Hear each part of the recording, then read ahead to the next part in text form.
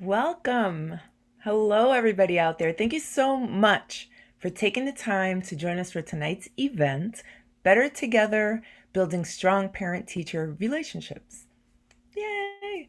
Over the next hour, we'll be sharing examples and ideas for how to partner together and just ways to communicate to support a child's learning and growth throughout the whole school year. I'm Bethany Van Delft. I'm a mother of two children under the age of 10. I'm also the co-host of PBS Nova series Parental Logic, and I personally am a huge fan of PBS Kids. Almost as big fan as my children are. They think I'm a rock star right now for working with PBS Kids tonight. Please don't tell them that this is for grown-ups. We have a few tech tips to help attendees participate in the live event. The chat box on the right side of the screen, I don't want to point because I'm not sure which is your right, but you know where your right is. The chat box on the right side of the screen will allow you to introduce yourself, post comments, and ask questions. And throughout the event, we are definitely going to do our best to answer the questions that you submit to us. Within the chat box, you can also change your view from top chat to live chat. And live chat is great because it helps you see what's going on with everyone in real time. Also, it is not too late to register. What is the benefit of registering? Well, if you register, this event is being recorded, and all registered participants will receive a copy of the recording as well as corresponding resources in your email. So we'll drop the registration link in the chat box. Please go ahead and register. We have a few community guidelines for all of us to follow throughout the event. Super simple things. You already know this. Please model empathy.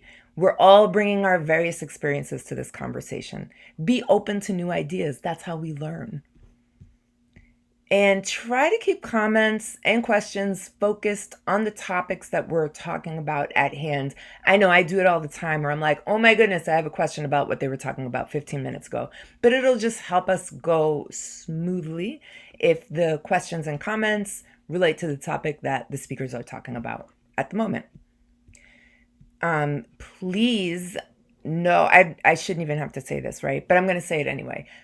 No comments that are racist, homophobic, any ist comments, no cursing, no vulgar language. We won't tolerate it. You will be muted and booted.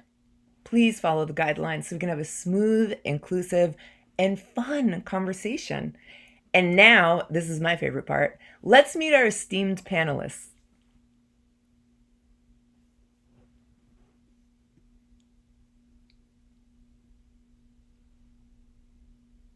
Hello, everyone. I am Kristen Valley, and I am the parent engagement professional at Boone Park Elementary in North Little Rock, Arkansas. I taught pre-K for 15 plus years. And 2 years ago, I decided to jump out of the classroom just a little bit to be more flexible with our parents and families. And so I'm also the PBS Early Learner Champion for PBS Kids. And I'm so excited to be here with you guys. I'm so thrilled.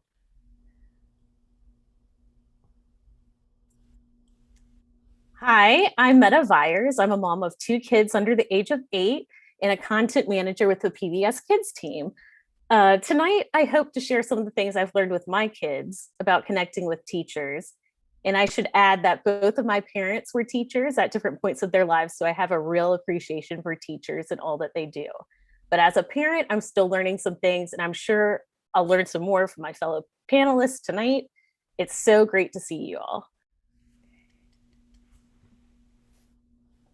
Everyone, Shelly Bautista here, and I am also a PBS Kids Early Learning Champion here in Southern California. I've served as an elementary school teacher for the Los Angeles Unified School District for almost a decade now, and most of that time was spent with pre-K, TK students, and kindergarten students. And I teach in Carson, California, where we acknowledge that we're on the traditional territory and homelands of the Tongva people. Our land acknowledgement offers our gratitude and our privilege for those that came before us. And so I'm so excited to be here to learn from all of you and really to share my experiences on how to best build relationships that are crucial for supporting many of our youngest members of our community. So I'm just very thankful to be here.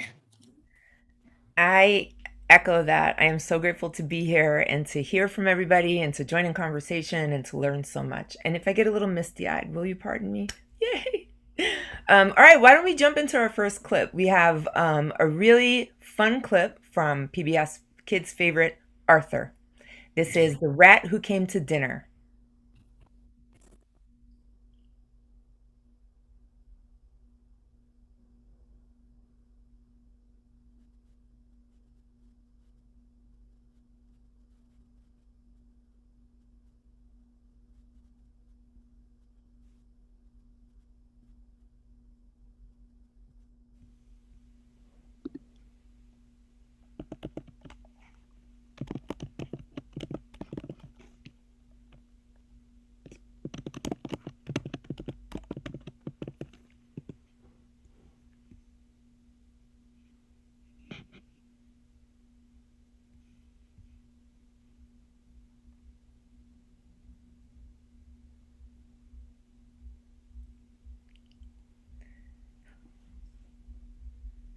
Well, we've had a little glitch, which we do when technology's involved. I mean, technology's only human, right?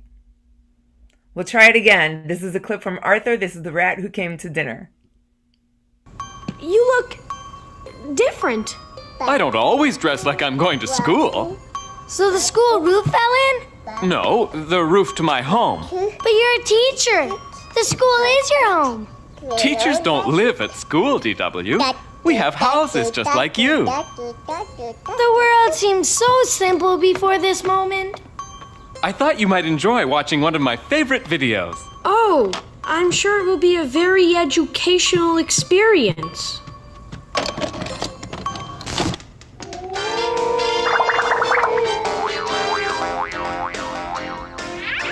Spooky Pooh? Spooky Pooh? I haven't seen this since I was 10.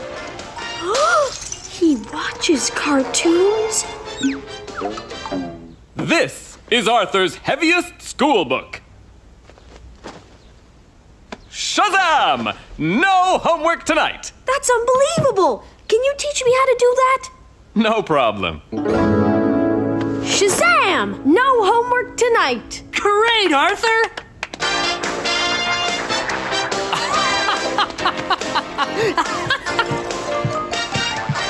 More Spooky Pooh! You made cake? For me? I guess I was wrong about Mr. Ratburn. Teachers can be sort of almost normal. Who would have thought this would turn out so great?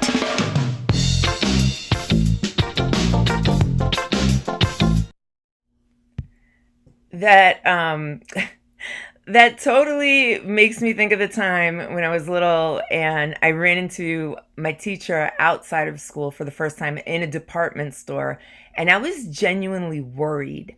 I was like, "Mama, I think my teacher's in the wrong place. Should we help her get back to the school?" How much of this clip rings true for you all? No, really, it totally rings true for me. I was just thinking about the time when I taught pre-K and I went to Kroger, and Kroger is a grocery store, local grocery store in Arkansas in the South, similar to Publix. And I was in the grocery store by the grapes, and a little girl in my classroom ran up to me and, "Miss Kristen, what are you doing here? You mean you're not at school?" So they really think you live in school.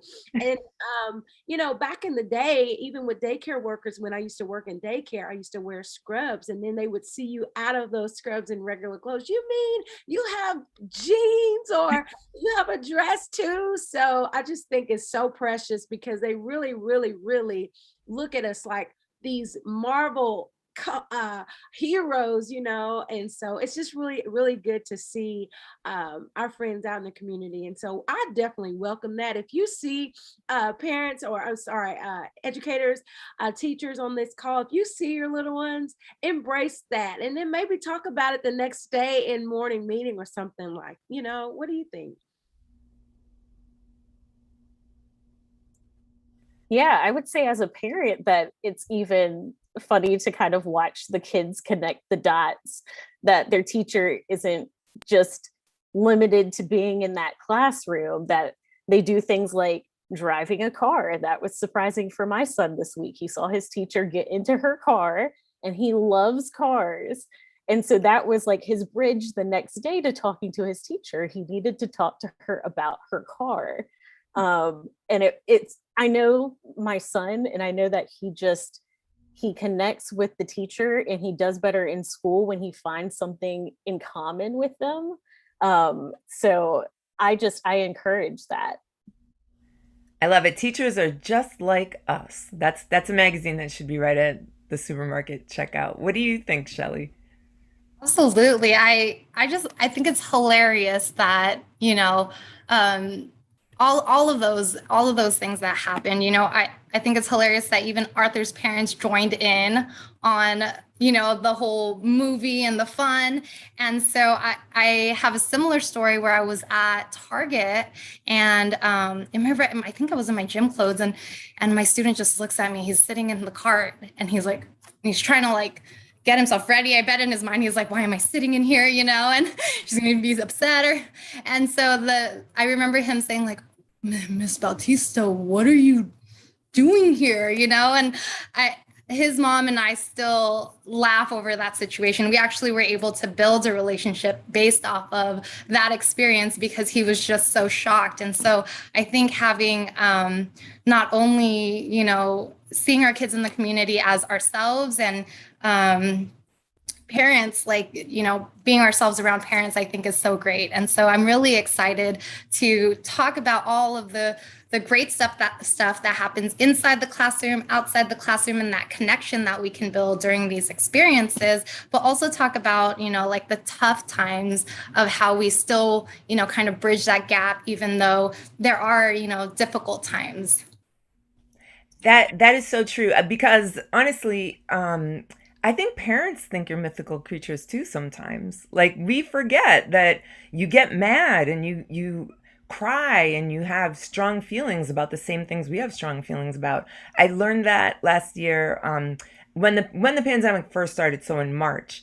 My daughter's teacher she was like some kind of superhero and she just kept giving of herself and giving of herself and giving of herself. And finally, she was like, well, I've got 5 minutes. If Lulu wants to like make pancakes with me or something on Zoom, I will do that. And I'm like, absolutely not. I'm turning into your mom. You need to go and take some you time for real. Like you just keep giving to all of us in this time. Like COVID is not your fault, man. We're all going through it. And she started crying and I started crying and we're like just a big blubbering mess. And we settled back into the professional parent-teacher relationship, but it was such a deeper connection to get to see that she is a human person and this craziness is affecting her too. No, I totally agree with everyone said, and back to what Meta was saying, how her son made the connection. There were some times where I'm in the cafeteria and a little kid will say, "You drive a blue car," and I'm like, "How do you know this?" They are paying attention. They are paying attention to us. And I'm not saying that to be a scary tactic to adults, but just know that you are being an inspiration no matter what color car you drive, no matter if they see you in Kroger, no matter if your son thinks, I see someone in the comments said that someone thought they drove a bus, no matter what. We are somebody to lots of somebodies. And so just be encouraged, be your beautiful, smart, intelligent self and rock on. Someone says they ran into a high school student at the movies once. We ran into my daughter's teacher, two teachers at the premiere for Black Panther, and we were like, what? Oh my God, you're a Marvel head. You're so cool. Like, it didn't even occur to us that teachers are at the premieres and like totally geeking out on this movie.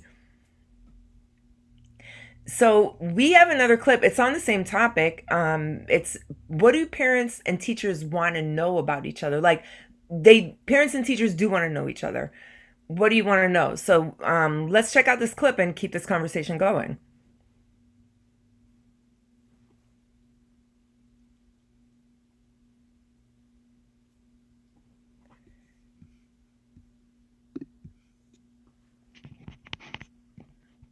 My parents knew how much we are balancing. Like, we are pulled in so many different directions. Like, we have administrators pulling us one way. We have our district administration may be different than what our on-campus feels. You know, we have all the political stuff that's happening. We have our own families that, you know, are managing stuff at home. So it's just, I feel like we're always kind of like stuck in between so many different directions, and it's hard to really know how to balance all of that. This has been my dream since I was very young, and I love being here, and I love being here for their children.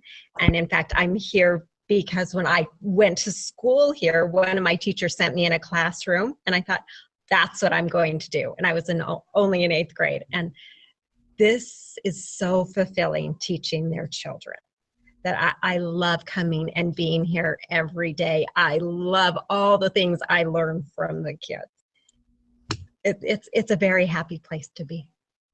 I'm willing to do whatever I need to at home to help her be successful after school or help in the classroom. That's kind of different now than I think it usually is, but I'm always willing to help and support in any way I can. A lot of it is getting to know your families as a whole and their child, and what are their interests at home, at school, and then building upon those. And then when the child comes in, you can ask them about their dog or their sister, and they know that you care about them outside of school too, or you know things about them. And that really helps build that relationship, not only with the family, but with the student as well. So what do you all wish that your families knew, and what do you wish your students knew about you?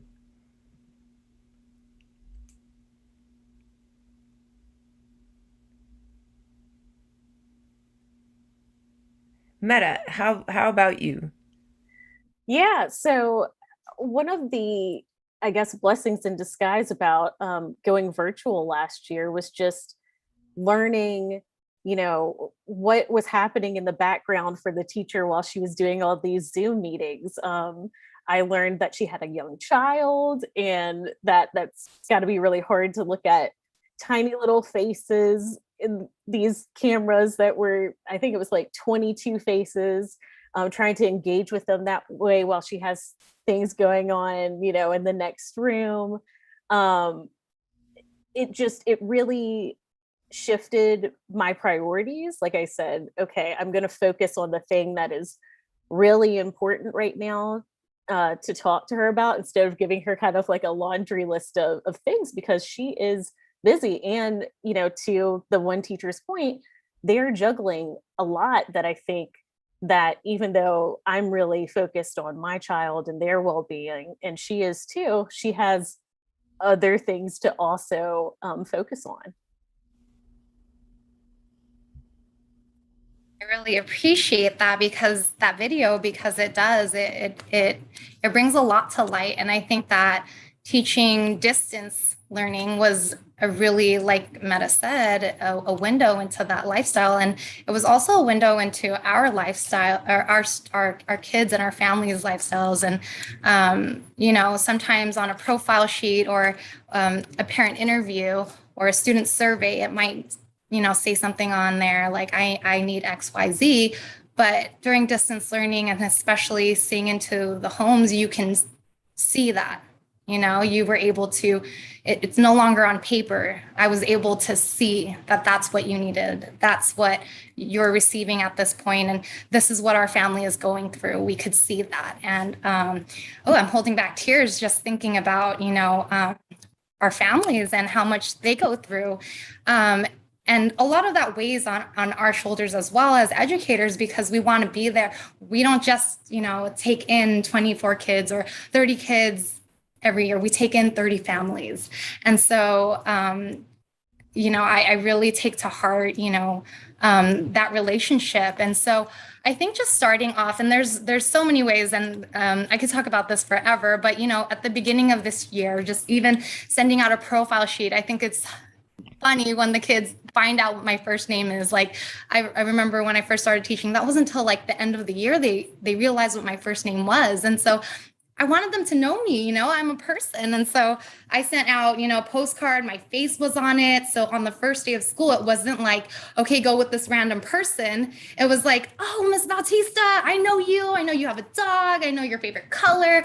I know you, and you already feel a part of this. And that doesn't stop at the beginning of the year, but it goes to the middle of the year and even past the beginning of the school year, where you just send out different types of activities where your parents can get to know you. So maybe telling your kids something like, oh, this is something about me. Now go interview your parents and bring back that information back to me so that I can now learn not just about yourself, but about your parent and those who, that meaningful relationship can be built. That's great. We have one comment from the chat. A teacher, I believe, this is a teacher would like families to know how much we love, care, and want to help our families, that our job never stops. And even when I get home, I'm always thinking about them and wondering if they're okay. What do you think of that, Kristen? First of all, I know that teacher. She's from my school. Hi, Miss Kelton. She's the kindergarten teacher, and I'm getting chill bumps. I'm just like, I know this lady. So I can vouch for what she is saying. It is 100% true. My position as a former teacher, now moved into the role of parental engagement, on that bridge. So I get to hear both sides every day, all day. And so one thing I would say that both parties wish they knew is that both parents and families are human. Both of y'all, both families and parents, have good days and bad days. And they both want to communicate two ways. They want that communication.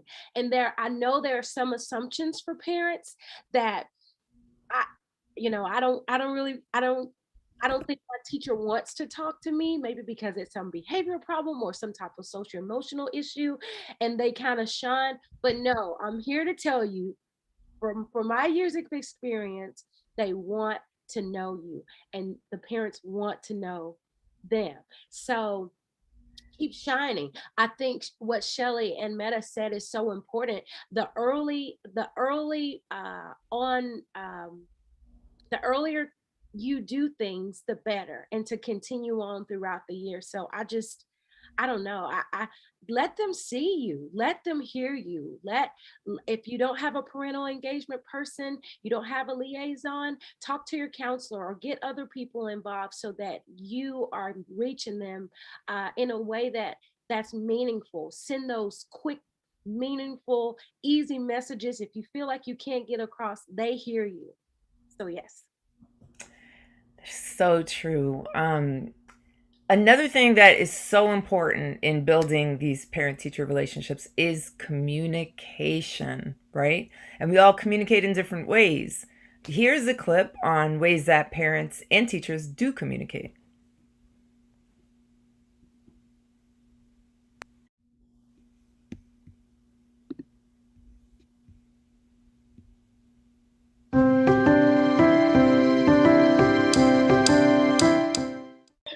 So in the past, I've always created like my own website, used EduBlogs, which I've really, really been a fan of. But last year, our district purchased Seesaw for us. And so I kind of made the shift to use Seesaw, which was a big shift for me, just because I'd been using EduBlogs for so long. But I didn't want to have all these different forms of communication and the communication get lost because parents are having to check in so many different places. So I jumped on board with Seesaw and used that as my main form of communication, and it was really great. It kept everything in one place for them. It was easy to upload different PDFs and things that I was trying to share, and so that's been probably the easiest form of sharing so far. I liked in the preschool they used the Class Dojo app, and I enjoyed that. I thought that was an easy way to communicate. I could see what was going on in the classroom, and if I had any questions, I could easily send a message, and she'd respond really quickly.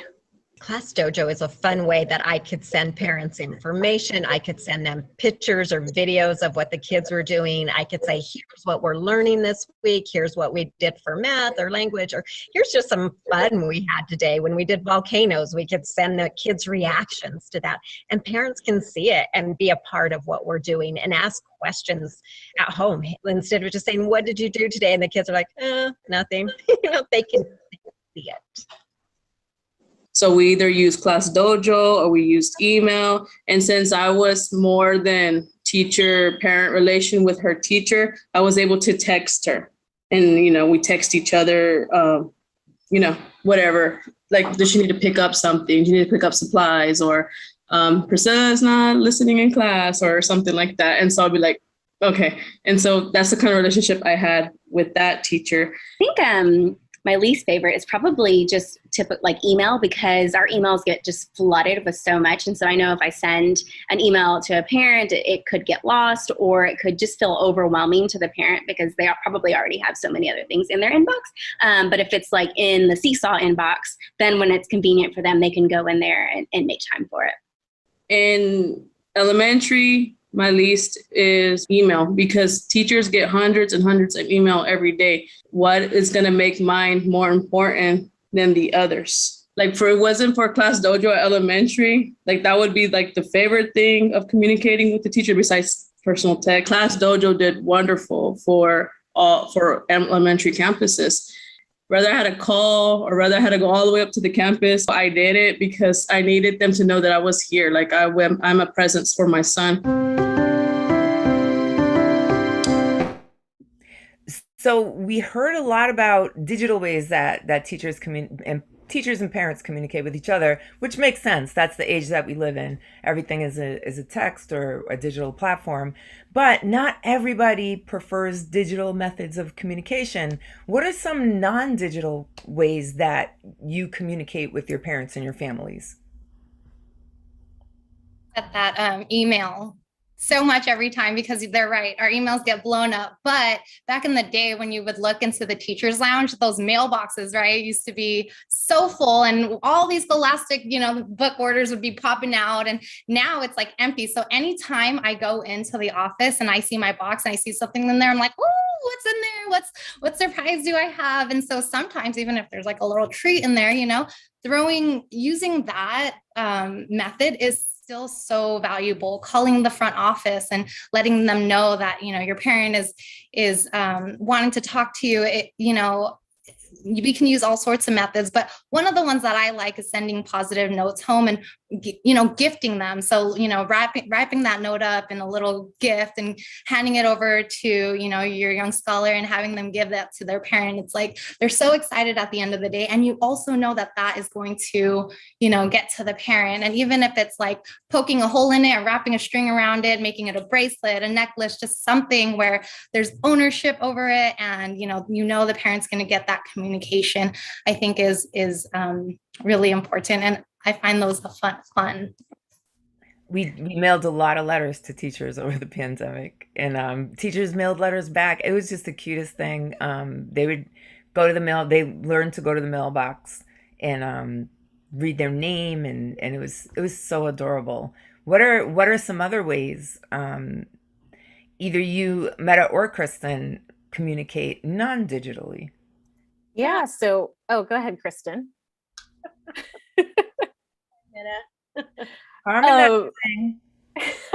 So I usually just use the daily progress notes that I get to scratch a little note and send it back. Sometimes I'll use a little post-it note, and it'll be a simple like, hey, how did my child do with this? Or how can I help with this? And also I'm better now about communicating before there's a problem. And so I actually, every first day now, I write a note to the teacher to just let them know what my kid likes and giving them kind of shortcuts to behaviors. So, I have some strong-willed children, so I've learned some tricks now to be able to kind of get them to do what they need to do. And it doesn't have to be anything that complicated. I mean, this time around, I just used some note cards I had lying around and scratched it down and made sure that I slipped it in with the school supplies. Another way to do it is to just slip it in with the homework folder if your kid gets a homework folder. So I just used like a little note card like that and wrote it to the teacher. And then, I usually get a response either through, the class dojo or a note that's written back. And it's a lovely way to kind of open that line of communication. I agree with both examples. For us, sometimes we have a little communication barriers, whether that's because of language. We do have translators at our school for our Spanish speaking families. And so there are times where I'm in the car line and I would need to get something to a parent from a teacher. They would say, Miss Valley, can you get this? And I say yes. And I will literally have a couple of things attached to me to get this communication to our families. And that sometimes it's a sticky, sometimes it's verbal, sometimes it's, hey, pull up so I can grab you real quick to tell you. So we do use digital, but we also use old school, just speaking, talking to them, a phone call, a text message. I do home visits. There are times where we can't communicate, so I have to put boots on the ground. So just be encouraged if you feel like you can't really get it a good communication with your parent or your teacher. Just reach out to your school counselor or whoever you need to try to find a way to get what you need, because it's out there for sure. I love it. I love it. Attendees, feel free to put your questions in the chat. We have one right now. What is a way to make use of the time that I do have to connect? Interesting question. Yes, that is one of the hardest things at the gate, to make, great use of your time. What do you talk about the most important, the biggest problem, or do you talk about, something positive? And for me, I know that I just want to take that time to build the relationship up. And so if I can just get in a conversation that is positive and that can build, I mean, even if it's not positive, but it can build up our relationship, I can always end that conversation with, write me a note. I will love to talk with you. I would love to call you afterwards and talk about this, or, hey, something happened. Can you call me? But that starts with building up that relationship first. And then you can make that use of time at the gate, more effective with, other family members. And then that time that you don't have, you can go, dig deep into the conversations that are needed to happen. So true. I just remembered when my daughter was in first grade and my son was just born, and it was a tough time. I'm not gonna lie. My daughter has challenging behaviors and my son was colicky. And I remember at pickup one day, her teacher was just such a bright, sunny, beautiful person. And she gave me a book. She didn't even mention it, but she gave me a book. And it was Brooke Shields' book about having a tough time when her baby was born. And I got it home. I didn't look at it. I said, oh, thank you. I thought it was for Lulu. And I put it in the stroller. And when I got it home, I cried, because it's like she had been seeing me this whole time, where I thought we were just having interactions. How was Lulu today? How was everything? She's like, oh my God, does he sleep? Does he scream like that all the time? I just thought it was like chit chat, but she had been really seeing me and kind of seeing what I was going through, which was just amazing. We have a comment in the chat. Teacher says, I've used monthly newsletters, texts, Remind app, Seesaw, daily sunshine calls. Daily sunshine calls are amazing, and happy check-ins. And so more of the things that you were saying you use to connect with families too. No, I just think it's like Shelly was saying, you build on those relationships day by day. day by day. I wouldn't make it so meticulous and like, oh my goodness, only have this short amount of time. But like your parent, like your teacher saw you, you just have to trust that you're being seen every day. So shout out to that teacher for you too, Bethany. She was absolutely amazing. That was how many years ago? That was 3 years ago. We still text each other. Just silly things, silly memes and like what is going on? Like we're, big news events, we'll end up texting each other, what's happening in the world? Or sometimes just out of nowhere, I'm like, how are you? You don't have to answer. Just know that we're thinking about you. And if you could just be my teacher, I would be a better adult probably. We have a few more minutes. For this topic anyway, put your questions or comments in the chat and we will respond to them. We have a good question here that I've lost. What are important takeaways that you've learned while navigating the events of the last 2 years in terms of communication? I would say all communication matters, no matter if it is text, a wink, a smoke signal. All communication matters.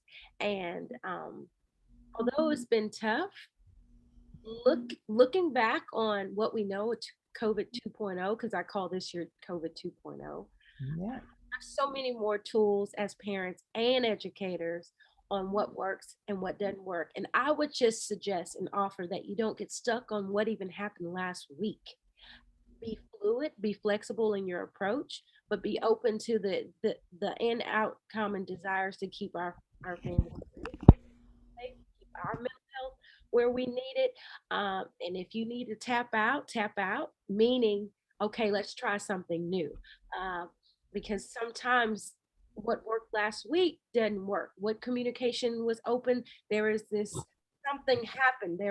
There's an assumption, and I've always heard this, that assumptions are the worst breakups. Something happened, and it might filter, oh, we were talking, and what all of a sudden we're not talking anymore. So just be open and just know that you have survived probably some of the worst of times, and just to keep going.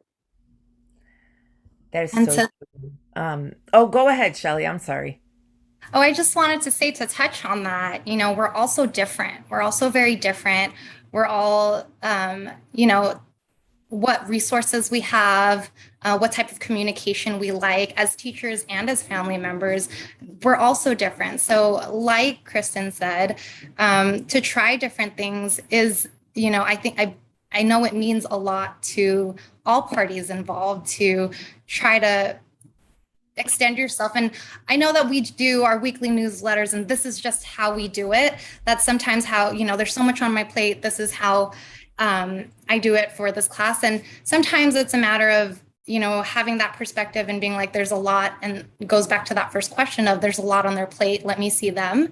But also on the opposite end, our families have a lot on their plates, and let's see them by, even though this is the way that you do it, if you can, put their perspective in place and, fill their bucket. And by filling their buckets, you'll get that response. It might not be a written letter, but it might be a wink, it might be more than just a note, but, and you might not even get a recognition for that or anything, but, I know that there's so many families going through so much and teachers that I just really appreciate what Kristen said about being able to just reach out the best you can. And if it's that one thing that you do, or if it's you trying all sorts of things, we're also very different. And so thank you for the effort too. So true. Okay, lightning round question. There's a question from a parent in the chat. I'm a parent about to enter preschool. I'm terrified, but I have to say, just goes to show, never too late to go back to school, right? Oh, wait, I think she means her child is going into preschool. So she's asking, is there such a thing as too much communication can it get overbearing? Lightning round, what do you think? I've definitely been there about being terrified about my kid going into preschool. I think both times I had my husband drop off my kid the first day because I just couldn't emotionally handle it. But to the question about too much communication, I think it's important to let the teacher know that they can tell you if you're being too much. Because I definitely know that I've been too much. I've asked a lot of questions over and over, and then I could just see the teacher's eyes just glazing over, like, when is this lady gonna stop? So I think that's when you really think about what is important in this moment to talk about, and then what can I, leave for a dojo message or a note for later. But good luck with preschool. It's going to be fine. You can read all the things. I know we have some great resources on PBS Kids for Parents that might help you calm some of your nerves. But it'll be fine. It is going to be fine. It doesn't feel like it, but I promise you it'll be fine. And, don't even worry about crying in front of your teacher. They will get it. We have another video clip. This is advice for building a strong parent-teacher relationship. Let's check it out.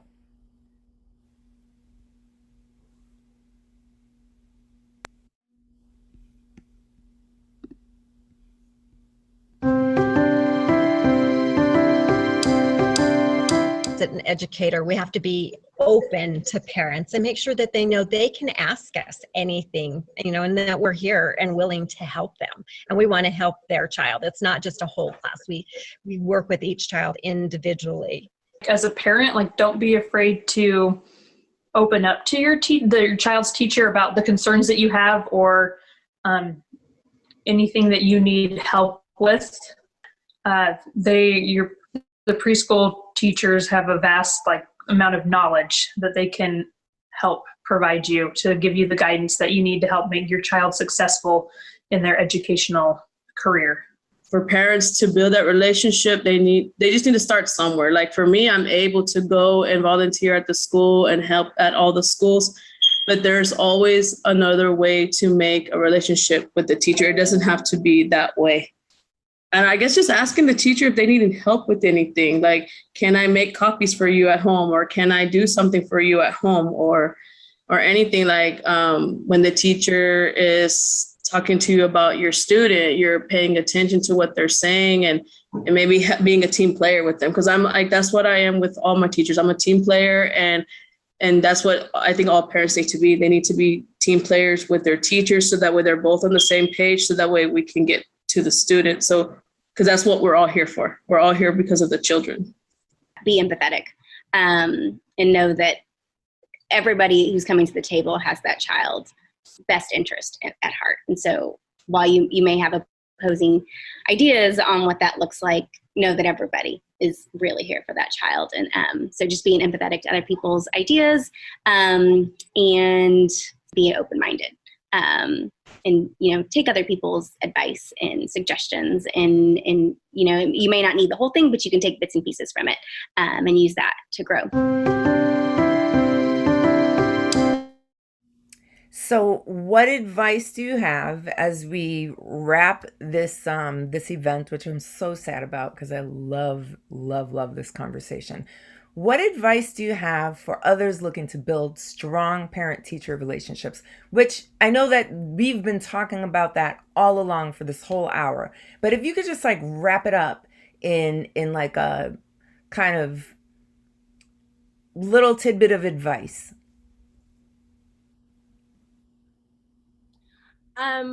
I would say, and I'm yelling because I hear that there's a little audio problem on my side. So I apologize, panelists, but I'm going to shout to the rooftop. My advice is that I would just suggest that you are free from judgment.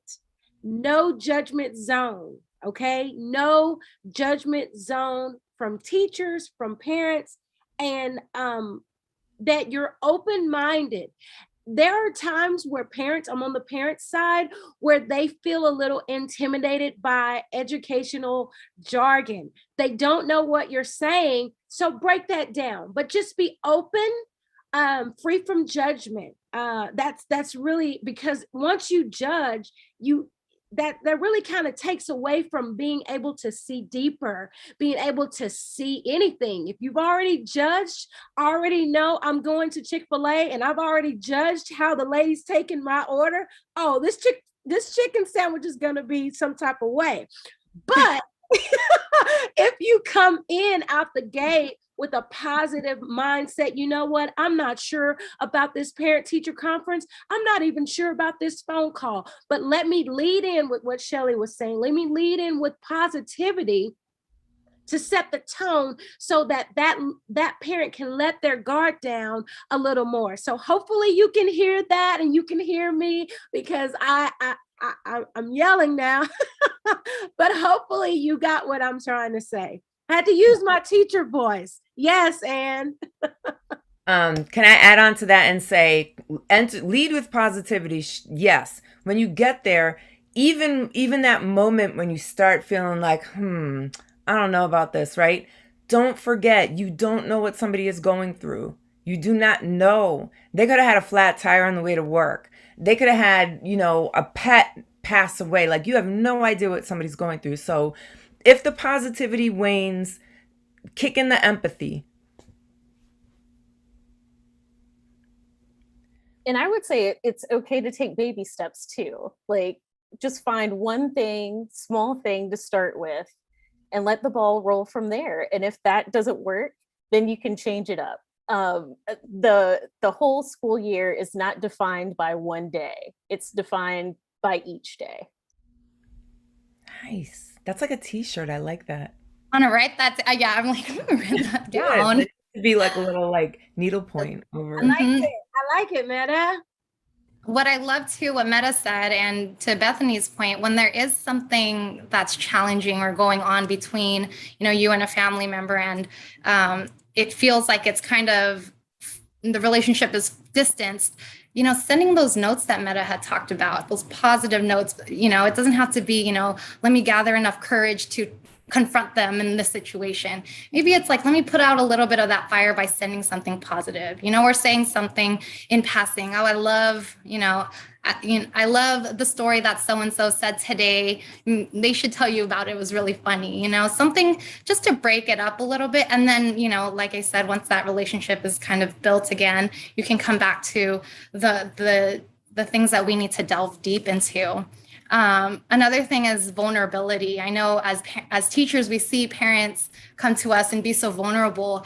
And it's interesting to see when it's the opposite way around, where us teachers, seem to have it all together, and we have our jargon and we have our clipboard, and so we know where they're going. Sometimes it's okay to walk out with a piece of pencil in your hair, not knowing where, where so-and-so went, and it's okay. And as a parent, or as a teacher, I know that I've experienced parents come up to me and, say like, it's okay, I'm going to go in, you want me to go in there and get them? And it almost, brings the relationship together. I appreciated that. Thank you for stepping in with me and being in this with me. And that's really what it should be. We're in this with each other. We are co-teachers here. We are providers here. And so it's really a nice opportunity to do that. Can I add one more? Okay. Yes. Celebrate. Give second chances and third chances, period. Because how many know we're not perfect, and neither are our parents, and flip side, neither are we. So those chances, like we would want someone to give us, so just all of this has to do with, like what Meta said, your mindset, your empathy, your where your judge free zone, where you are, if you're judging or not. So celebrate the wins. Celebrate that you got a hold of little Johnny's mom this time, and celebrate, mom, that you got you were able to finally get off and meet with little Johnny's teacher this time. But every single opportunity matters. Every single conversation matters. You matter. We are in this together, like Shelly said, and we are going to make it. Okay. I say this to everyone. We're going to make it, and we're going to be so much better because of it, with tears in our eyes, with mud on our shoes. We're going to make it, guys. And if you're in the comments and you're reading this and I just popped on here just to see, you're going to make it too. Okay. You might feel alone. You're never alone, because you got educators on this call, and you got them all over the world that's got your back. Yes. This is like a t-shirt making event. That's a subplot. That's the B storyline. Is we are making t-shirts all over the place. Celebrate, celebrate, celebrate. We got like 4 t-shirts going on. We have a comment in the chat. What work can schools do to dismantle the barriers for families to engage? For example, systemic racism, lack of translation, in-person only events, biases, etc. I can talk to that. You need a team of people who share commonality. You need a team of people that share commonality, even if that's you and one other person, or if that's just you, and you find a model. You take your data from wherever you are and you find a model, and you say, you know what, I'm going to go after change little by little. I always give this example about how a ship turns because of a small rotor. There is a small rotor in this big ship, and you may feel like racism, biases, no parental engagement, and you're hitting the iceberg. I'm telling you, if you take little chunks by little and you say, you know what, we're going to offer a class, a training for diversity, or would you be interested in showing this little clip in your PD? Or I don't know if you're an educator, but any little bitty thing, you won't see it all at one time, but just be encouraged, because I too am in that position right now. So with COVID and everything, I'm thinking of ways of how to get our parents engaged. My parent meeting next week is under a tree outside. Okay, because they are not getting on the Zoom meetings. They're like, you know what, I don't have time. So I'm going to say, you know what, come back to school this afternoon. I'm going to give you a snack. Let's talk about it. But I would say find you someone with commonality. You know, you don't want to be mean about it, but you want to say, hey, I have some concerns. Will you hear me out? Even in your school board, reach out to them as well. So we have another t-shirt in the comments. Positive intent. Know that parents are doing the best they can with the tools that they have. I love that. And panel, flowers for you all over the place up here in the chat. Someone says, this has been so interesting. The panel is fantastic. You got more flowers. Someone says, thank you, ladies. This was amazing. Coming from a family of teachers, I applaud you. I feel the same. This has been amazing. Any final wrap up? I would like, thank you so much. I just want to shout out, there are so many great online options for interested parents, caregivers, teachers to check out. Shelly, you have some favorites. What are your favorites? Yes, I absolutely love the PBS Learning Media website. So if you can, jump onto Google and Google that, that is one option for those who love the online resources. But those who don't, we love PBS here at our school and in our classroom. Kids are tired of me singing, but the songs. But, if that's not your way of doing things and you're more of a paper tactile person, reach out to your local PBS station, and those reps can help you out with getting some things printed. I know we made backpacks last year with our kids with all those printed resources through their help, as well as just something that I wanted to bring up really quickly. I know I'm going off topic, but I needed to say it. Growing up culturally, it's like I was taught that our teachers do their job and parents take care of you at home. And I just needed to say that out loud, that, you know, when we know better, we do better. And it doesn't have to be that way. We can work together. And I just wanted to let us know that it can be also a partnership with our local stations, along with our teachers and our advisors and our administrators at our schools. So relationships don't stop there, but they get stronger when you have a parent and a teacher relationship, because that alone that's a strong force right there. Absolutely. Thank you so much for sharing your favorites. I'm definitely going to be checking those out. 30-second last comment, last thought in your head. Meadow, what do you have? 30 seconds. I would just say that, you know, as a parent, just make that first step. Sometimes do it in front of your child so they know that you have a great connection with their teacher, that you guys are pals, that you guys are supporting them in whatever they want to do. We also that's okay. We also have some great ideas for how to do that on pbskidsforparents.com or .org.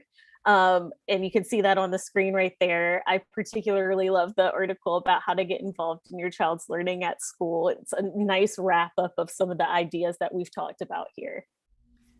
Thank you so much. And Kristen, 30-second last thoughts. I know 30 seconds is tough. It is tough. It's tough.